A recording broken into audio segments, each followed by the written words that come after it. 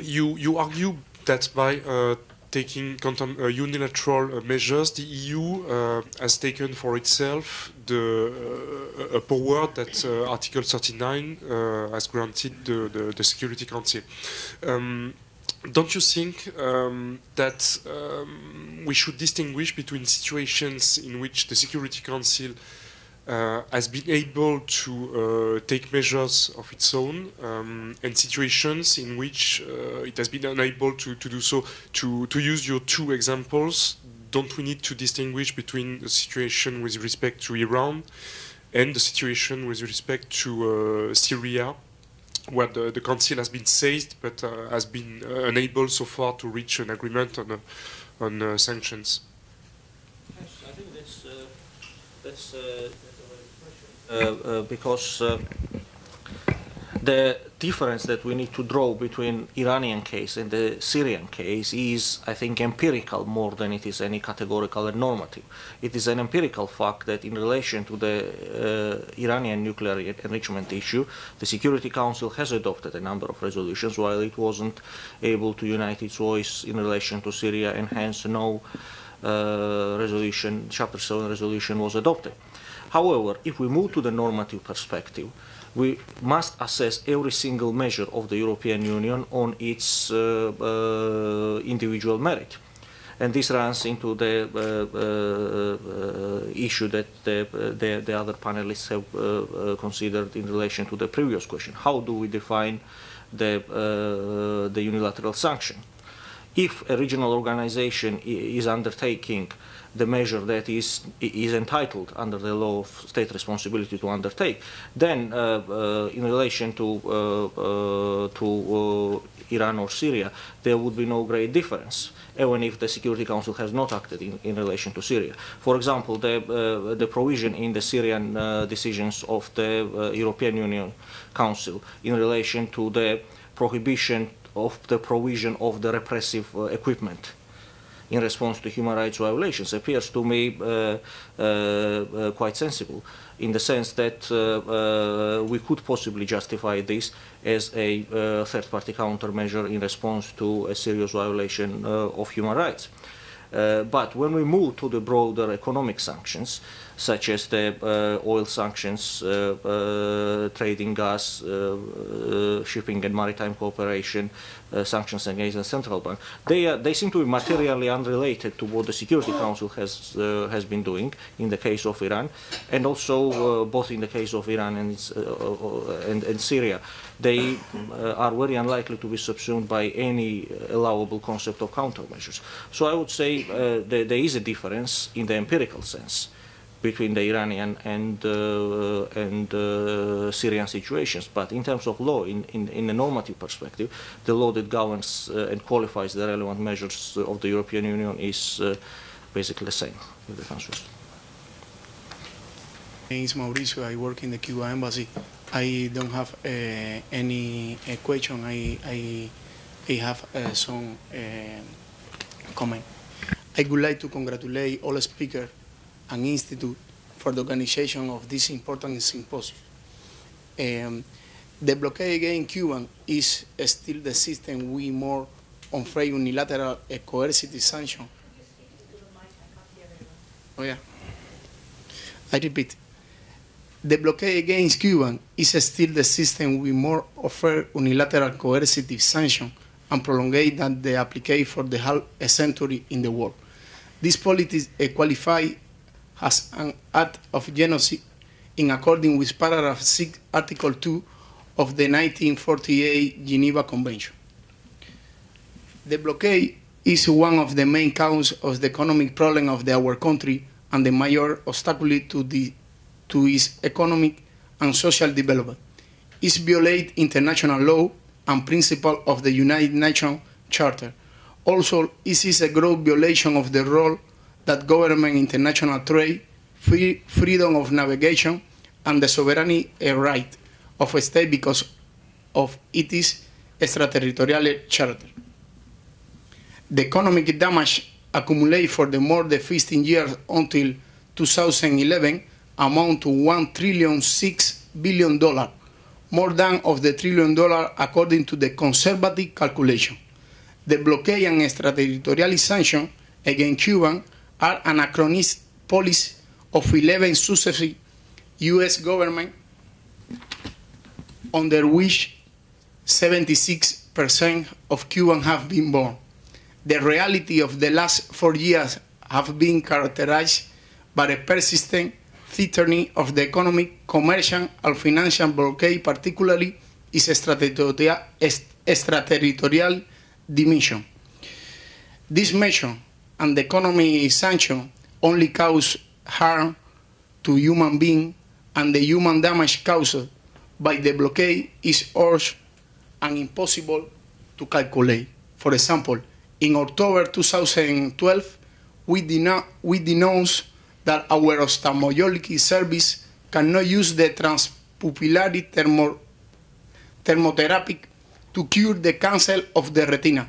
Since that date, 15 children, I repeat, 15 children have suffered the lost age because the U.S. government prevents the purchase of the necessary medical equipment from the U.S. company. Thank you very much. My name is Amelie. I was wondering if Ambassador Carlia Gomez could enlighten us with regard to the Nicaragua case, where the International Court clearly says that the embargo against Nicaragua is not in violation of the non-intervention principle, and the dispositive decision, part of the judgment which condemns the United States for payment of reparation, apparently must be limited to the violation of the treaty, of the FCN treaty concerning the part relating to freedom of navigation and commerce. Am I correct in that connection? Well, I would say offhand that partially. The case of Nicaragua, first of all, the embargo against Nicaragua was not an embargo of the nature we are discussing here. It was not a comprehensive embargo. As I mentioned when I was speaking, the embargo was suspension of economic aid to Nicaragua, cutting off the sugar quota, all those things we were claiming. And also that we could not directly buy from the United States. But the embargo did not include a prohibition from buying from companies outside the United States or from other states. Nicaragua continued to receive the aid, economic aid, from the Netherlands, from many parts of the world. It was a different situation. If you look at the memorial of Nicaragua on compensation, which that part of the case never finished, you will see that out of the several $billion that Nicaragua was claiming, the question of the effect of the embargo is a very small amount. We're talking about probably about 1 or 2% of the whole amount claimed by Nicaragua. The case was about military actions. It was on the basis exclusive of customary international law, because the acceptance of the optional clause jurisdiction of the court by the United States included a reservation saying that if a treaty was invoked, all the parties to a treaty had been parties to the case. If we had invoked the United Nations Charter, we would have had to invite the whole world to come and be part of the case. So it was based exclusively on customary international law. And the strategy of Nicaragua centered on what was absolutely clear and irrefutable violations of international law, which was centered on the question of the armed attacks and the use of force and the threat of the use of force. The question of the compensation for the embargo was addressed basically on the point of the Treaty of Friendship, because that was clearly, indisputably a violation. And that's why I insist that the question of the type of embargoes we are talking about at this moment, with 30 years later after the Nicaragua case, what is happening in Cuba, what is happening in Iran, amounts to a blockade. With the globalized economy at present, and with system dependence on computers and everything, you don't need to send ships to block the ports. You can effectively blockade and destroy a country. So Nicaragua was being destroyed by armed actions, direct armed actions. In the case of Cuba and Iran, there might be some of that under the surface, but basically the destruction is economic. Now, is that legal under international law? I doubt very much that any court could determine that that was not against, that did not violate customary international law. That's why I say the situation is different. Nicaragua did not argue squarely that the question of the embargo fell under customary international law. That was, all our arguments were addressed on that point to the Treaty of Friendship. That was the reason why the court made that statement. It was a different situation. Possibly, I agree that I'm not saying that economic measures are always prohibited. I mean, obviously, cutting off the sugar quota is a thing that a country can do. If you don't want your country to have any commerce with another, well, it's a different matter. But the type of situation we're discussing is completely different. It has never been before the court, and I think it should go before a court. And I would add that the statement was made, and I didn't say it before, that the United Nations doesn't have a court. The United Nations has a court.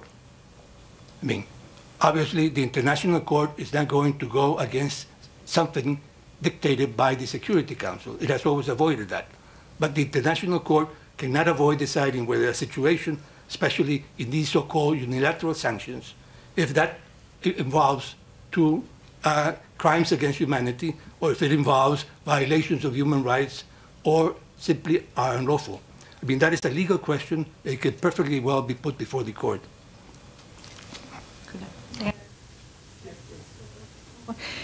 Am I right in saying that that the court examined the economic measures to see whether the level of these measures infringed the principle of non-intervention? Was that? Well, in fact, it was one of the points. The problem in that case was that, on the one hand, you were being bombed and killed on the ground. I mean, that was the focus of the case. I mean, in point of fact, since the United States had objected to the jurisdiction of the court, we brought in, at the face of the discussions on jurisdictional admissibility, we brought in the Treaty of Friendship. We had not invoked it originally. It was simply that as an added basis of jurisdiction. And on that, we sort of drew around the Treaty of Friendship the question of the economic embargo. But the question was never really addressed to the court of a situation of this nature, because it wasn't involved. It was another type of situation. Good afternoon. My name is Christophe Paulus. I'm a senior researcher here at the TMC Arthur Institute.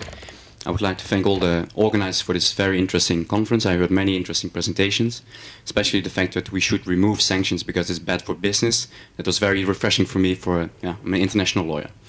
But whatever that may be, I had both one remark and one question.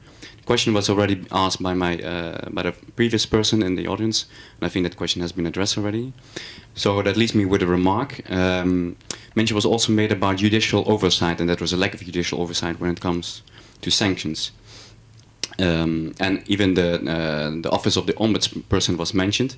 And in that context, I would like to invite everybody to come again to the Arthur Institute, probably on the 26th of September, because Kimberly Pross, the ombudsperson, has contacted us that she would like to speak about her office. She will do so here in the same room that we are now. So you're all kindly invited. It's free, and it's at 7 o'clock and it's on a Thursday. Thank you very much. I was actually a little hesitant, but I thought I'd better be frank, because all the speakers afternoon, you talked about countermeasures, and you are emphasized, you are focused on it. My impression is, suppose you equalize countermeasure to sanction, that would be not only misleading, it is also dangerous. Firstly, countermeasures, it has its own qualifications, which are very difficult to satisfy. And secondly, even if when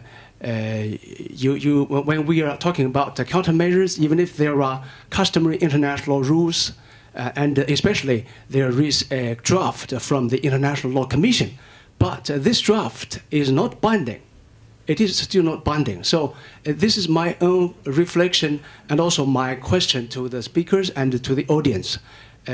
What is the relationship between countermeasures and unilateral sanctions? Especially, when we, generally speaking, when we talk about unilateral sanctions, it is much more severe than countermeasures. Thank you all. Thank you, Chair.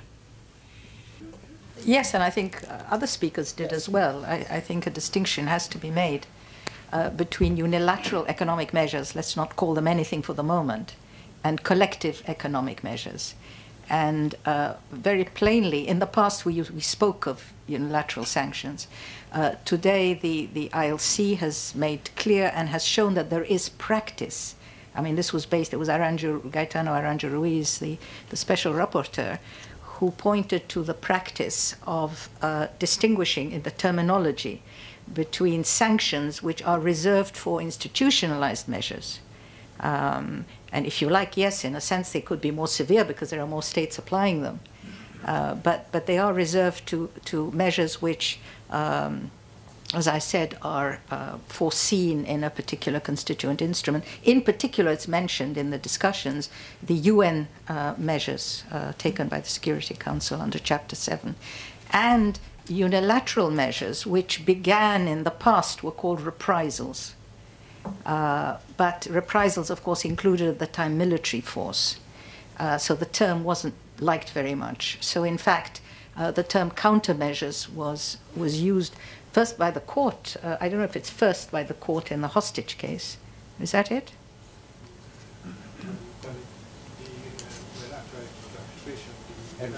Was that first? Okay. The Air Services Award, I'm hazy on dates, but in those two instances, the Air Services Award and the ICJ, they used the term countermeasures, and somehow it entered the vocabulary, and it was a more polite term to reprisals, because now countermeasures does not include, I mean, military force is absolutely prohibited under countermeasures.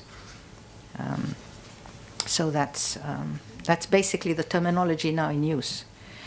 And you say the ILC articles, of course, they're not binding in themselves, but even the ICJ has found that many of the provisions are in fact applicable. They applied them in a number of cases, like Gapshikovo and so on and so forth. And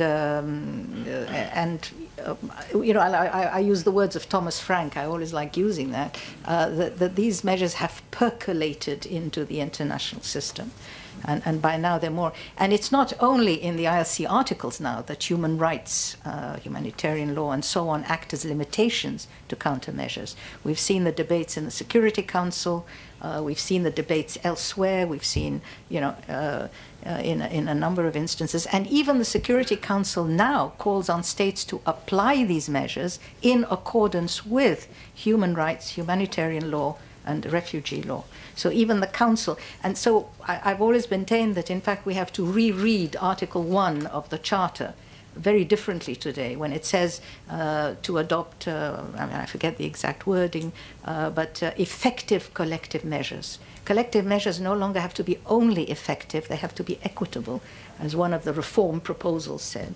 And now today, the security, the word security means not only the security of states, we've got the security of individuals. So human rights has come into collective security, whereas once upon a time it was very distinct from collective security. Thank you very much. Does any